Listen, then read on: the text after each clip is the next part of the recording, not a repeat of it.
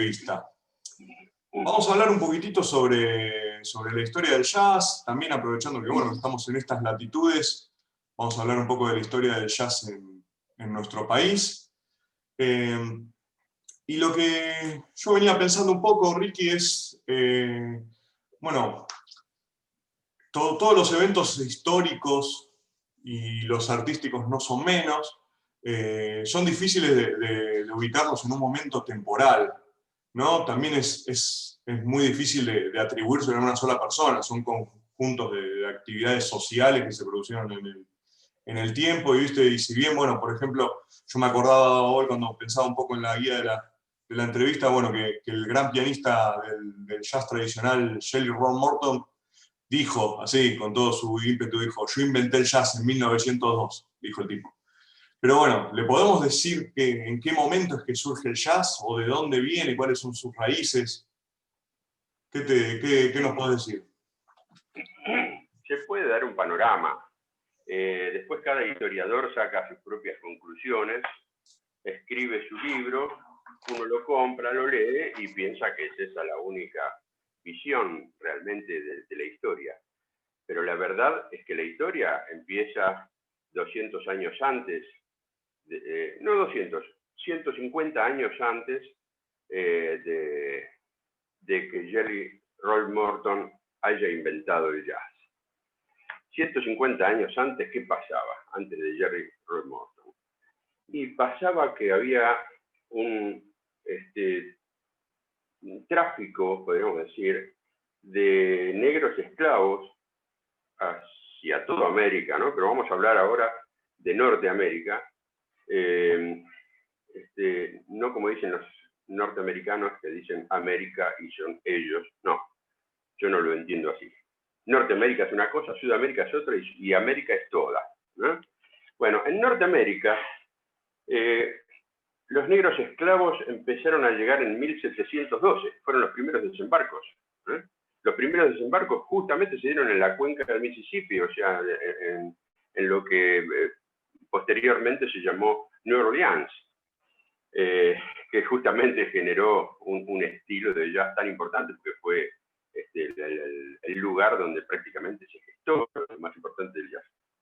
Pero en 1712, como les decía, llegaron los primeros negros esclavos, traídos, por supuesto, cazados, podríamos decir así entre comillas, cazados en África, quizá por otras tribus negras más fuertes, que eran pagados por los españoles, por los franceses, etcétera, ¿no?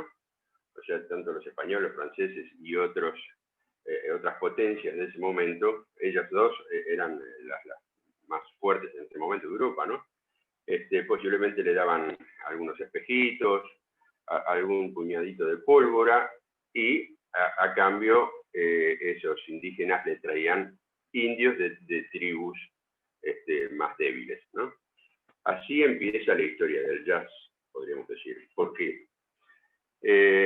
Los negros en Estados Unidos han sido utilizados de muchas maneras. Por supuesto que han sido utilizados laboralmente. La esclavitud tenía un fin. Y en un principio, para que vean el castigo, el sufrimiento que habrán tenido todos los esclavos negros de un principio, que ellos hasta han sido utilizados para ahuyentar los indígenas originarios de Norteamérica. O sea, estaba Cochise tirando flechas de un lado, y como nunca habían visto un negro, pensaron que era un dios maléfico, qué sé yo, y tuvieron miedo, se atemorizaron. Por supuesto que ese temor duró poquito, o sea, los blancos ponían negros en los perímetros de los campos para que los indígenas no atacaran. Eso duró poquito, lógicamente, o sea, cuando el Cochise se dio cuenta que le tiraba una flecha y se la clavaba al negro y el negro se moría, se acabó el miedo, digamos, ¿no? Pero cuento esto, este horror, digamos, para que vean cómo hasta dónde se han utilizado los negros de manera totalmente sin valorarlos como seres humanos. Eran tratados como animales realmente. Bueno, pasaron muchos años en la guerra de la independencia, en 1876 los negros empiezan a tener sus primeros instrumentos, que eran desechados después de las batallas, ¿no? O sea que recién ahí empiezan a tocar algunos instrumentos hechos por los blancos realmente. Mientras tanto ellos tenían algunas costumbres rítmicas, algunos cantos, etcétera, que los utilizaban justamente también. Se han generado cantos de trabajo, negro espíritu, gospel, todo eso que conocemos previo al jazz, muy emparentado con el blues, los gospels, bueno, todo eso fue creado por los negros esclavos, con gran influencia, lógicamente, de lo que les permitían y de lo que recibían. O sea, les permitían poco y recibían una influencia de quienes los gobernaban o de sus amos, que en ese momento, bueno, en el sur la mayoría eran franceses, los británicos estaban más hacia el norte, pero también estaba España metido por todos lados. España estaba en la Florida, o sea, estaba ahí nomás. Bueno, todo eso, cuando los franceses le venden toda esa parte del sur a los británicos y España queda un poquito relegada, empieza una historia cultural que fue gestando lo que finalmente llamamos jazz. O sea que hay que ir muy atrás y hay que justamente tener en cuenta al criollo, al habitante de ese lugar que vivió un par de siglos y tuvo su cultura así, un choque de culturas, y de ahí surgen todas estas manifestaciones artísticas de las que hablábamos. Podríamos hablar como fecha inicial, algo previo a Jerry Roll Morton, ¿no? Porque todo lo que yo nombré, llamarle gospel, blues, spiritual, ragtime, etcétera, todo eso es previo a Jerry Roll Morton. Y todo eso es lo que de alguna manera fue el cóctel que dio como resultado el jazz. Por supuesto que después aparecieron auténticos jazzistas como Jerry Roll Morton, como ha pasado, si es que nos remontamos mucho más acá con el rock. Bueno, cuánto rock berreta hubo en el mundo hasta que aparezca un Jimi Hendrix, un artista auténtico que uno reconoce y dice, bueno, a partir de ahí empieza realmente el rock genuino, que yo no sé, es un ejemplo que doy, pero se me ocurre ahora. Entonces, podríamos hablar, por ejemplo, de la orquesta de Buddy Bolden, que es previa, y es una orquesta de jazz. Es previa a Jerry Roll Morton. Hay una foto de la orquesta de Buddy Bolden, muy curiosa, que no se sabe bien la fecha de esa foto. Es la foto que vemos todos en todos los libros de historia del jazz. Es la primera foto de una orquesta de jazz. Y la orquesta de Buddy Bolden venía tocando desde 1890 aproximadamente. Ahora, esa foto no se sabe si es de 1900 o de 1905. Dentro de ese margen es cuando se sacó esa foto. Hay un libro con un error, hay un libro que dice que es de 1895 la foto, y lo desmientan el resto de los libros. O sea que está entre 1900 y 1905. Ahora, la orquesta venía ya tocando, sonando desde hacía muchos años atrás, desde una década atrás.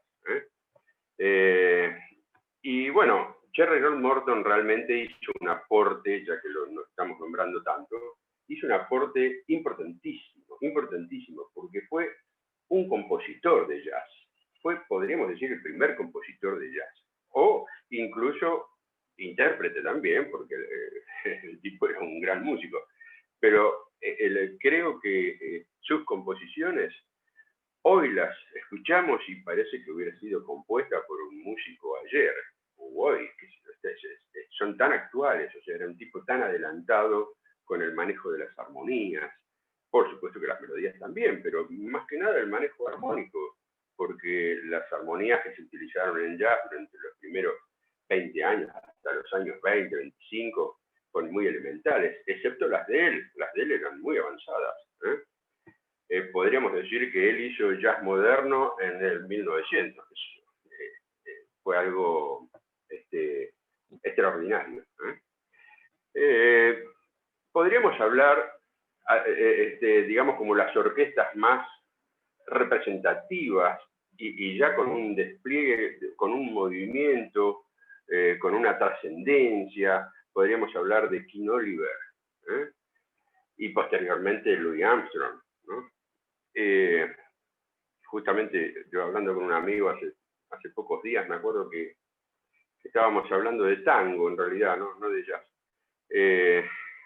Y que justamente se da este es un dato muy curioso, que la mayoría de las músicas folclóricas o populares, como son estas de las que estamos hablando, se inician con dos cosas, con dos actividades que no son exactamente tocar los instrumentos, sino cantar y bailar. Esas son las principales actividades que han dado origen a un montón de músicas.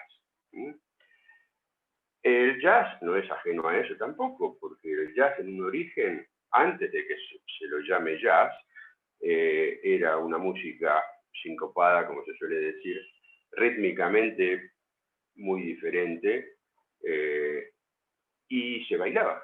Es decir, las primeras manifestaciones jazzísticas eran de reuniones, pre-jazz estoy diciendo, ¿no? Reuniones donde había una música muy percusiva, canto, a capela y baile y danza, digamos, esos son los orígenes de muchas músicas, no solamente del jazz y del tango y de otras músicas, ¿eh? Eso es algo muy folclórico. Entonces, yo le decía, porque salió Gardel en la conversación con mi amigo, y yo le decía, Gardel, para mí fue algo así como el primer tanguero que tuvo la Argentina, ¿eh? En los años 20, el tipo era admirado hasta por Caruso, qué sé yo, o sea, admirado por los norteamericanos, los franceses, y acá en Latinoamérica ni hablar. ¿Por qué? Porque cantaba muy bien, o sea, no era era una persona técnicamente muy preparada y cantaba con un sentimiento totalmente genuino, porque era auténtico, digamos, él es uno de los inventores del tango, ¿no? Y gracias al canto, digamos, las músicas se transmiten o trascienden. El tango y la danza, el canto y la danza creo que hacen trascender mucho las músicas, mientras que la música solamente instrumental es más para entendidos, es más para salón, es más para ir a escuchar un teatro como hoy, ¿no? Desde ya, bienvenido, es una orquesta sinfónica, por ahí no tiene un cantante lírico y hace una obra de quien sea y todos nos divertimos, vamos y lo escuchamos, ¿no? Pero el canto y la danza tienen un poder especial. Y Armstrong, para mí, es el Gardel del jazz. Entonces ahí pego la vuelta de la conversación que tenía con mi amigo. Gracias que existió Carlitos para todos nosotros, ¿eh? Porque Carlitos le dio una trascendencia al tango increíble. Y gracias que existió Louis Armstrong, porque Louis Armstrong fue un gran cantante, o sea, todos lo conocemos, lógicamente, como el trompetista que fue. Fue el primer trompetista importante, porque primero se tocaba la corneta, después aparece la trompeta. Bueno, cuando aparece la trompeta en manos de músicos de jazz, ahí está Armstrong. Y estamos hablando de Armstrong desde muy atrás, o sea, él ya en 1913 ya estaba tocando, justamente con la orquesta de King Oliver. Había sido invitado a tocar ahí, era un niño. Bueno, más allá de esto, el canto hace que las cosas trasciendan. Y Louis Armstrong fue y sigue siendo el Gardel del jazz, ¿eh? Es el cantante por elección. A mí personalmente me parece el gran cantante. Yo tengo que hablar del canto del jazz y el primero que tengo que nombrar es Louis Armstrong, ¿eh? Después, por supuesto, aparece Billie Holiday y después aparecen 50 más que son muy importantes. Ahora, Louis Armstrong justo agarró una época en el mundo post Primera Guerra Mundial, donde justamente Estados Unidos había quedado bien parado en ese momento, y hace giras, no solamente por todo Estados Unidos, sino también por Europa. Ha llegado a la Argentina, porque en el año 55 estuvo en la Argentina Louis Armstrong. Lástima que no estuvo un año después que nacía yo, justamente así. Homenajeaba el año en que yo nacía, con la venida de Louis Armstrong a la Argentina.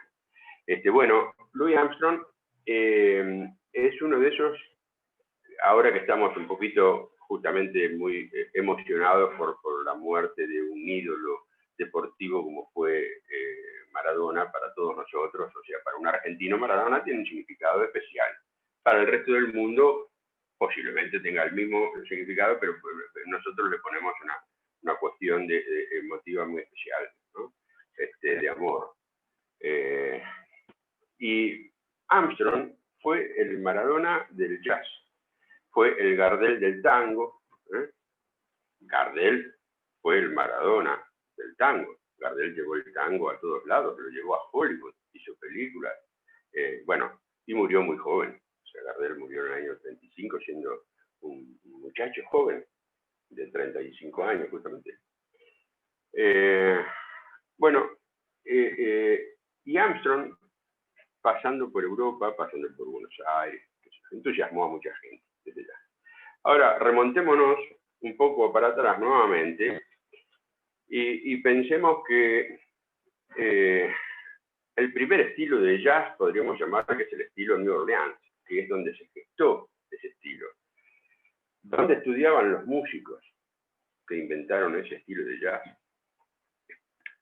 A ningún lado. No existía una escuela de jazz, no existía una composición de jazz. Entonces, ¿qué era lo que hacían? Se reunían, tocaban y lo estaban inventando, lo estaban creando. Así surgió el jazz.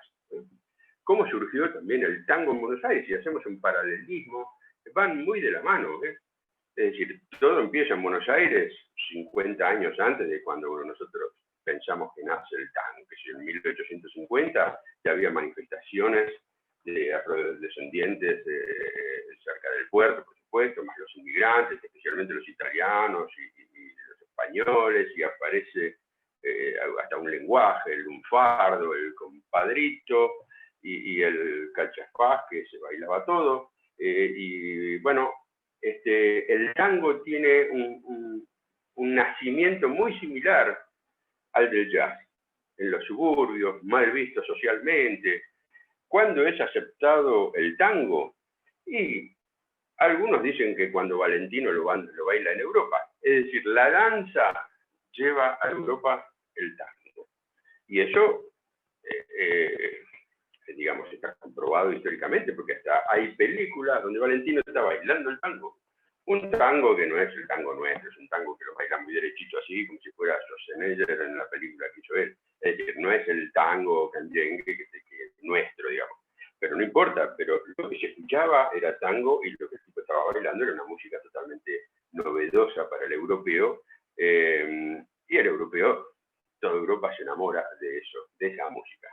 En Estados Unidos también, porque bailaban en Estados Unidos, o sea que los yanquis también han escuchado tango y se entusiasmaron.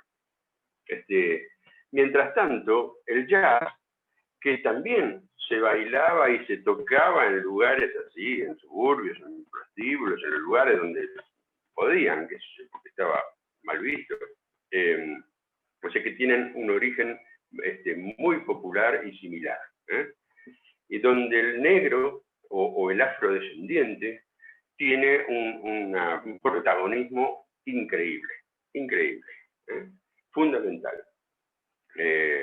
Y por supuesto que todos los inmigrantes, o sea, en Norteamérica para el jazz, el francés, el británico, el español, había holandeses, alemanes, o sea, cuando se hizo la guerra de la independencia en Estados Unidos, o sea, los alemanes estaban con los británicos, mientras que los españoles le hacían un vacío porque le tenían bronca y qué sé yo, o sea que era un todo contra todos, pero estaban todos ahí. Menos los portugueses, que los portugueses fueron para abajo, se fueron para el lado más de Brasil y toda esa región. Todo ese choque de culturas que tuvieron acá en el Río de la Plata, dio como puntapié inicial el inicio de dos movimientos musicales que realmente han conquistado el mundo. El tango es un poquito más local, más nuestro. Sí se conoce en Europa o se conoce en el mundo entero, pero no es que se practique en todos lados. Mientras que el jazz fue increíble la conquista que ha hecho, que tiene mucho que ver con el nacimiento de la industria discográfica. Tiene mucho que ver con eso. Es decir, la década del 30 fue una década de gran distribución de fonógrafos y discos de pasta en todo el mundo. El jazz, bueno, creo que todos sabemos que el primer disco que se grabó en la historia en 1917 fue grabado en un disco de pasta por la Dixieland Jazz Band, que era un grupo, Dixieland justamente, un grupo de blancos en ese momento. Estaba la Creole Jazz Band, la Dixieland Jazz Band, había varios grupos que eran o grupos todos negros o todos blancos. Recién hasta que aparece Benny Goodman en la década del 30, ahí empieza la mixtura donde blancos y negros empiezan a tocar juntos en la década del 30. Con mucha resistencia, sobre todo en Norteamérica, porque había mucho racismo y eso estaba mal visto. Pero digamos que en la primera orquesta que grabó fue una orquesta de jazz. Y eso tuvo cierto... en ese momento no había, nadie tenía un aparato, un fonógrafo para escuchar un disco, o sea que no tuvo trascendencia. La trascendencia la tuvo en la década del 20 o a fines de la década del 20, y ahí justamente ya Armstrong estaba con los Hot Seven y con los Hot Five, los dos grupos importantes que él tuvo en su vida, y esos discos y esas giras que él había hecho, creo que fueron el gran aporte para que el jazz pise fuerte en el mundo entero. Ricky. Cuando hablo de jazz, no puedo dejar de pensar en lo que pasaba con el tango o lo que pasaba con el jazz en la Argentina. Si hacemos un paralelismo, en la Argentina el tango estaba creciendo, mientras que el jazz, el jazz en la Argentina se escuchó por primera vez en 1909. Ricky, por perdóname. un grupo que se llamaba... Ricardo, perdóname, te voy a interrumpir porque es una reunión que se va a cortar. Entonces, cortamos ahora, te interrumpo un segundito, cortamos ahora y volvemos a entrar todos a la misma reunión, ¿sí? Así que perfecto. Yo cierro y volvemos a entrar, ¿sí? Bueno, dame una explicación técnica. Yo cierro también acá, apago y después vuelvo a marcar el mismo... Claro, sí, yo ahora finalizo la reunión y todos se meten en el mismo link que mandé. Perfecto. Listo, ahí volvemos a entrar, gracias.